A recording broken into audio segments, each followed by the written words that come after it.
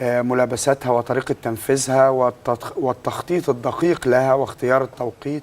كل هذا يؤكد أن هذا يفوق قدرة العناصر المتواجدة على الأراضي المصرية، سواء من السلفية الجهادية المنتمية إلى أنصار بيت المقدس أو أيا كانت المسميات، كلها واحد، كلها تحت مظلة واحدة، هي أفكار التكفيرية.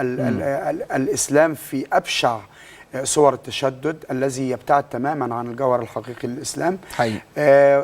مسألة وجود دعم خارجي، أتصور أن كل ما يجري حولنا في المنطقة، سواء في سوريا والعراق، في ليبيا، حتى في اليمن، كل هذا الهدف الأساسي منه هو تقويض دعائم الدولة المصرية الناشئة التي استطاعت بعد ثورة 30 يونيو أن تثبت أن مصر دولة تختلف عن الدول الأخرى التي جرى الإطاحة بكل ركائز الاستقرار فيها، بغض النظر عن رأينا في الإطاحة بالنظام السابق أو غيره. ولكن في النهاية مصر بعد 30 يونيو أفسدت كل المخططات الدولية لتفتيت المنطقة، وأشعلت حرب كراهية وبغضاء ضد مصر، هذه الدولة التي مثلت وما زالت تمثل الحجر الصلب الذي تتحطم عنده كل المؤامرات. بس أستاذ محمود، يعني امبارح كانت الإشارة في حديث الرئيس يعني واضح إن هي موجهة.